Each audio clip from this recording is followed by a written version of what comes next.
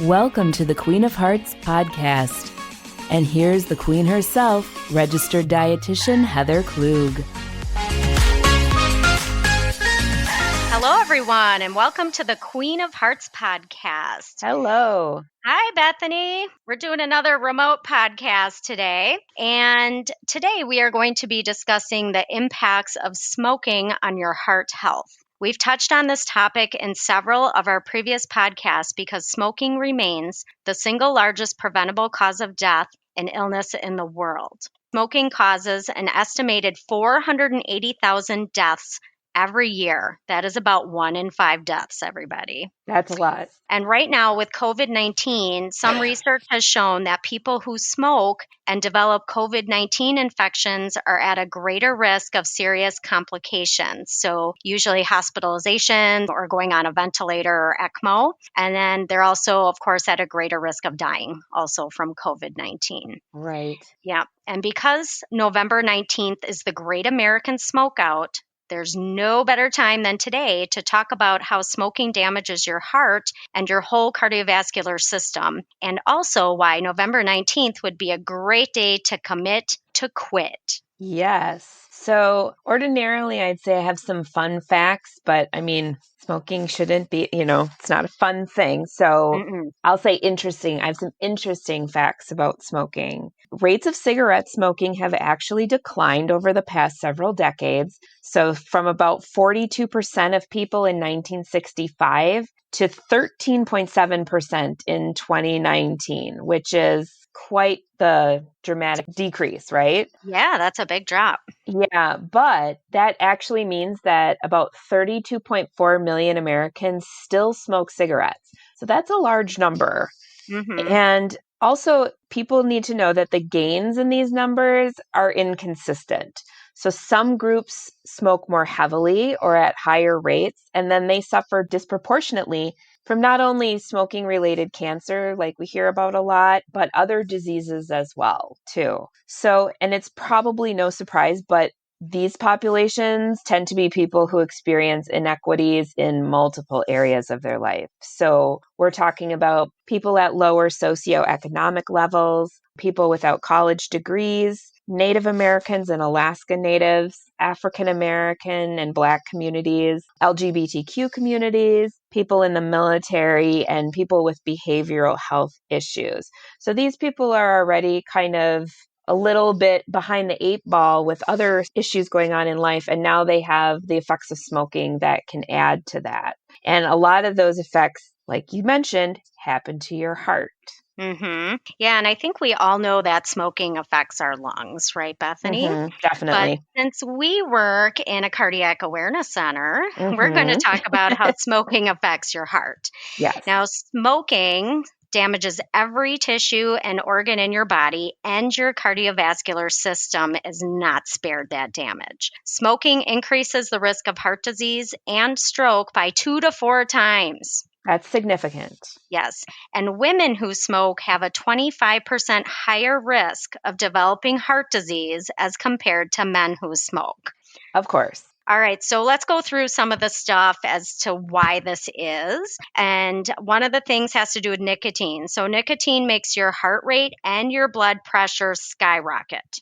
Carbon monoxide and tobacco rob your heart, brain, and arteries of oxygen. Not good. No. Smoking also damages your blood vessel and makes your blood sticky, which can increase your risk of blood clots, which can then travel to your heart, brain, or lungs. Yeah. So we're always talking a lot about, in all these other podcasts, about how we really want to keep our blood vessels nice and healthy, right? Yes.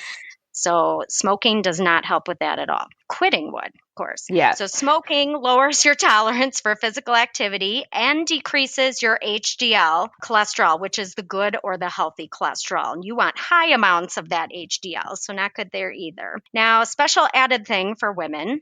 If you take oral contraceptives, smoking increases your blood pressure and your risk for stroke and heart attack. So especially dangerous if you're smoking while you're taking oral contraceptives. Right. And that's one of the things that's one of the warning label things that they put on oral contraceptives. So I think it's also important that we mention secondhand smoke. because a lot of the smoking regulations we've seen kind of in our lifetime, because I'm sure, Heather, you can remember the days where you would go to a restaurant and there was still a smoking section. Oh, yeah. That would, a lot of times it was funny because it would be a big open restaurant and the smoking section would be on one side of the restaurant and there's no Yeah. wall, like Right. it's kind of going everywhere. But we've seen this shift so that there's not the secondhand smoke in a lot of public places. And the reason for that is good. There's science behind it because non-smokers who have high blood pressure or high cholesterol have an even bigger risk of developing heart disease when they're exposed to secondhand smoke. And that's typically about 25 to 30% higher. Also, secondhand smoke increases your risk of having a heart attack or stroke. And 30,000 US coronary heart disease deaths per year are caused by secondhand smoke. So it's important to note that obviously this doesn't mean like you're walking down the street and someone is smoking a cigarette and you walk through their cloud of smoke and this is going to happen.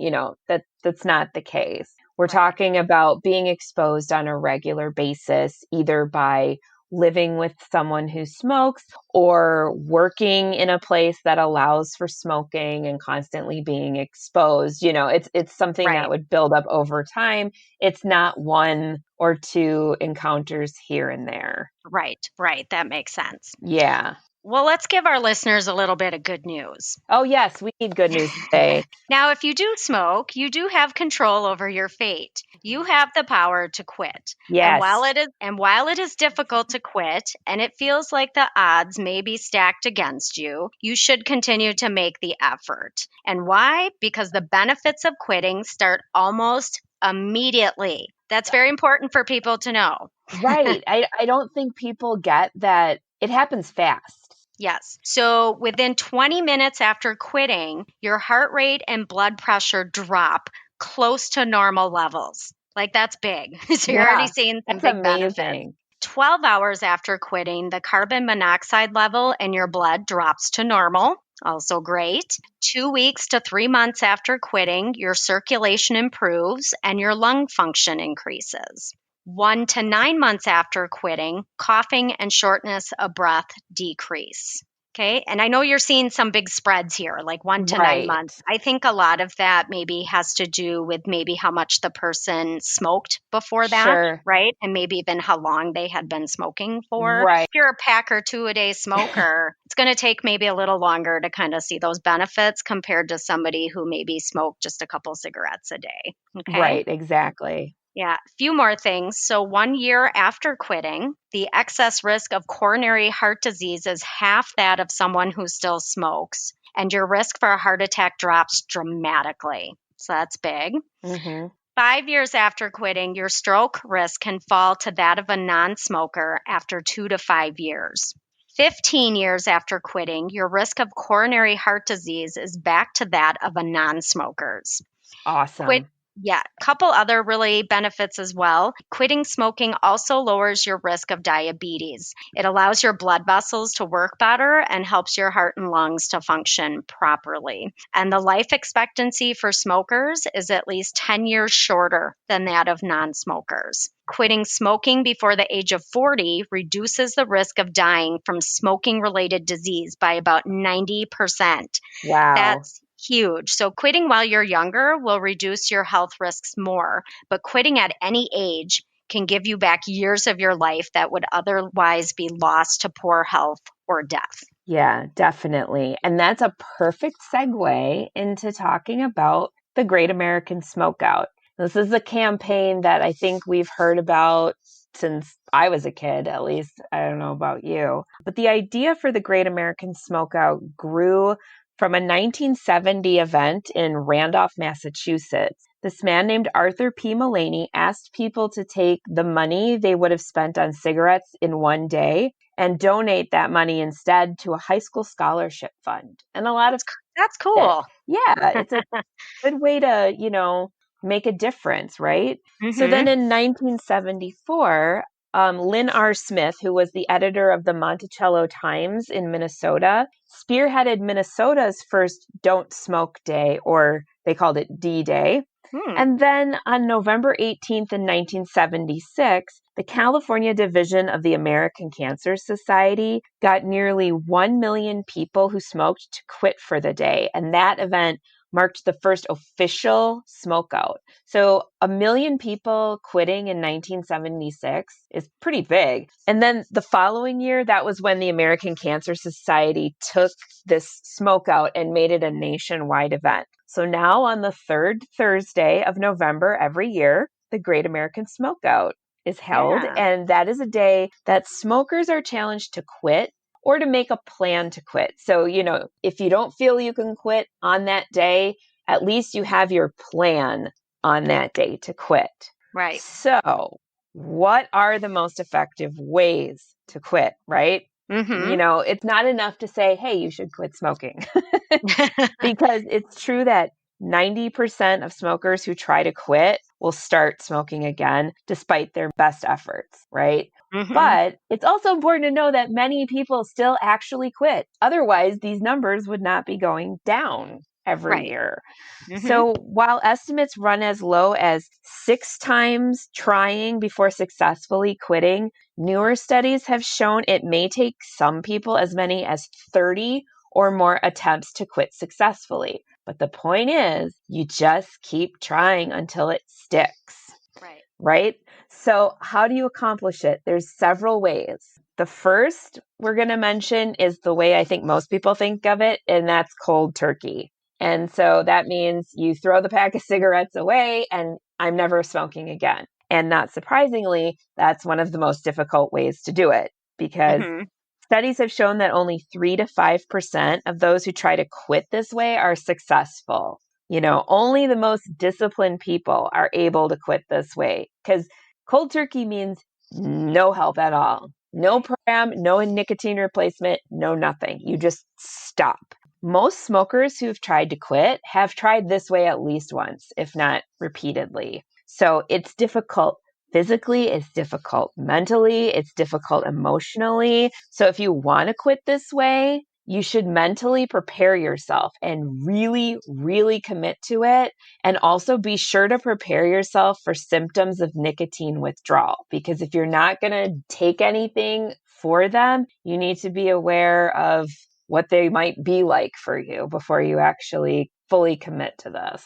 Yeah. So the cold turkey method is doable. It works for some Right. people, but it's a really low success rate. Exactly. So let's go into another method, which does have a higher success rate, and these are financial incentive plans. A 2015 New England Journal of Medicine study found that people who had a financial incentive to quit had some remarkable success. So this study was really interesting. The most successful program was one where a person deposited $150 of their own money into an account. So they got some skin in the game, right? Mm. The person would get that plus $650 more if they successfully refrained from smoking. So if they quit, they'd get $800, their 150 back, 650 more. People in that program also got advice on quitting, and they had access to a free counseling program and were also offered nicotine replacement therapy. Of those people, 52.3% quit. Wow. So That's over half. that's huge. That's really Yeah. good, actually, for quitting smoking. So, also, as part of this study, there was a group where smokers got an $800 incentive for quitting without having to put up any of their own money, Mhm. along with those same quit resources that I mentioned. Right. However, only 17.1% were successful at quitting. Wow. Yeah, so you got the same amount of money at the end. So that Right. part was interesting, but the people who actually put some of their own money in were 3 times more successful with quitting.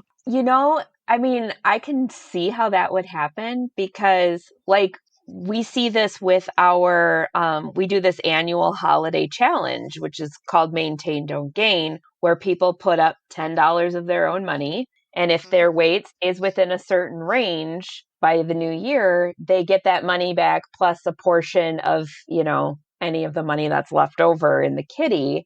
Mhm. And people say just knowing, $10 is not $150, but Right. just knowing that you've committed this chunk of your own money. And if you don't, follow through, you're not getting it back. It's just Right. enough to give you a little added incentive. So I can see that. I do find it interesting, though, that people were offered that $800 and it just was not enough to Right. have as many people stick to it. That's Right. kind of Right. fascinating to me. Yeah. Yeah. Now, even when we've offered like in person smoking cessation groups, right, where we have a trained facilitator teach the classes, Hmm. we've had better success also with people quitting when we've structured it so that people have had to pay some money into doing it Yeah, versus it being free, right? very, very Again, I true. think even just having to pay, $25, $50, again, you've got skin in the game and you're more likely to really put effort towards quitting. Definitely. Well, let's talk about another way of quitting. And this one sees quite a bit of success, and that's counseling support and counseling support combined with nicotine replacement therapy. So, people who use a quit line or another service, like you mentioned, the Freedom from Smoking program, which is kind of like a small group therapy that provides advice, encouragement, coaching, and possibly peer support, depending on the class, can make you twice as likely to quit than someone who tries to quit cold turkey. And counseling support is so effective because it causes you to actually take a look at your behavior and helps you come up with ways to change it and keep you from falling back into bad habits. So it's almost like, a little bit of cognitive behavioral therapy where you're kind of having to stop and assess and find out what your triggers are. It's not just, hey, I like smoking or this feels good. There's a reason why you're reaching for a cigarette, and everybody's reason is different, right? Mhm. Mhm. So then those who combine counseling support with nicotine replacement therapy, which we'll go into in a minute, are 3 times as likely to quit as those who try to quit cold turkey. And so these programs give you all the benefits of a quit program with the added benefit of having the nicotine replacement therapy to take the edge off of the withdrawal symptoms. So I know some of these programs do offer like a discounted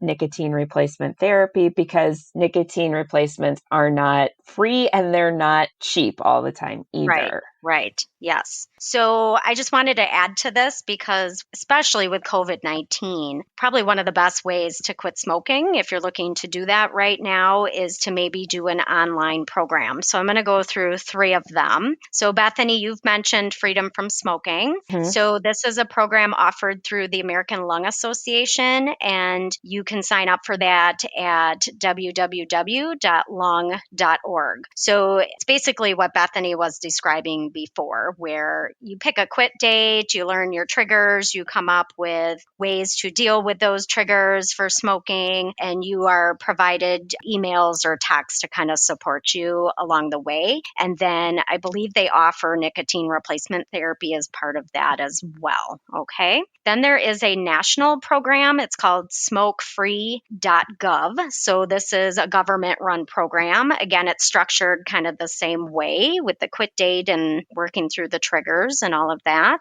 So you can just go to smokefree.gov to access that information. And then the last one I'll mention, at least here in Wisconsin, where we work, we have the Wisconsin Tobacco Quit Line. Now, each state kind of has their own sort of version of the quit line. So you'd probably want to look that up. But for here in Wisconsin, you can sign up for the quit line at 1-800-QUIT-NOW, or you can text READY in all caps to 200-400.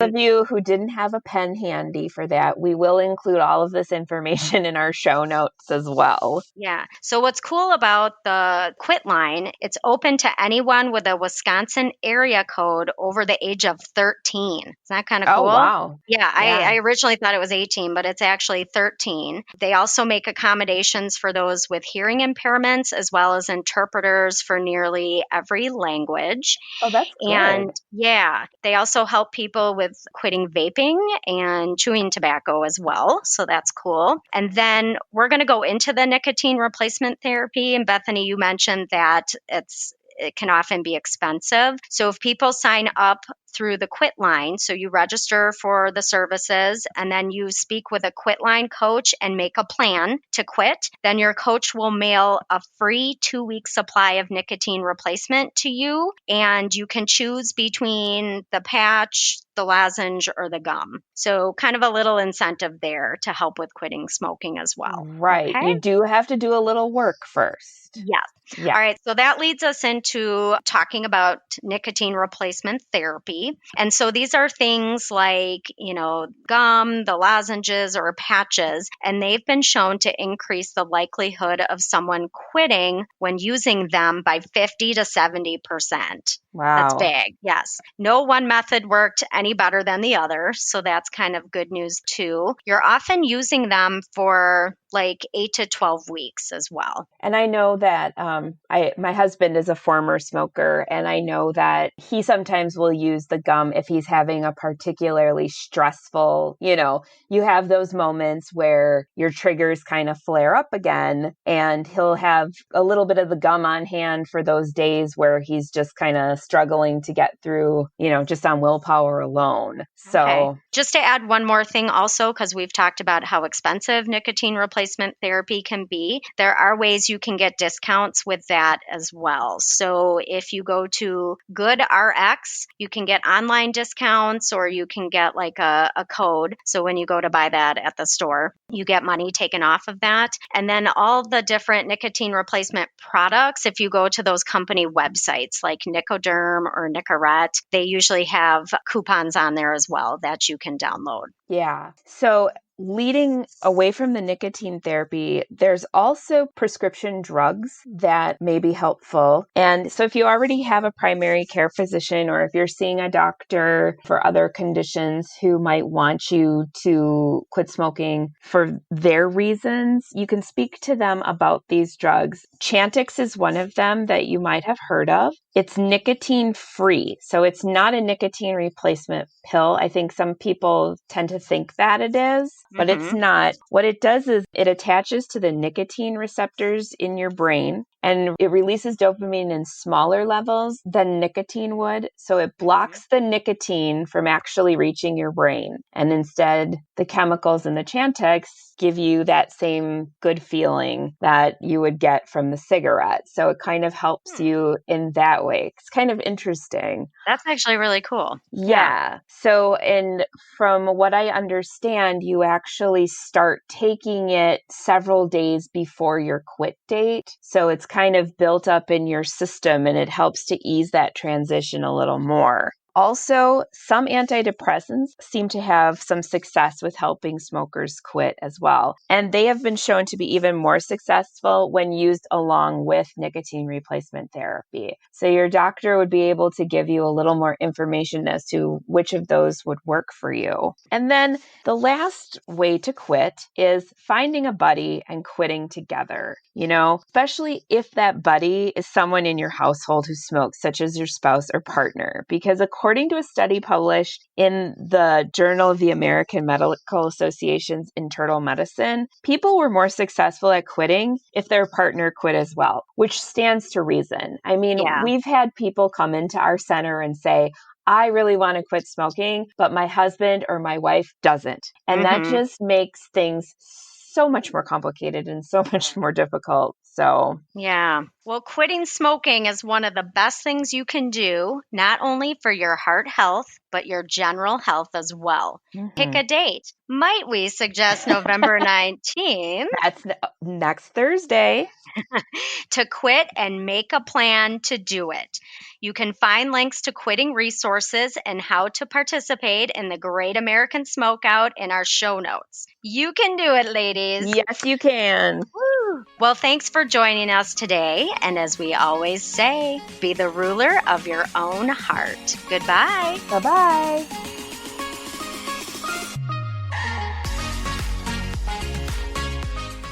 Thank you for joining us on the Queen of Hearts podcast.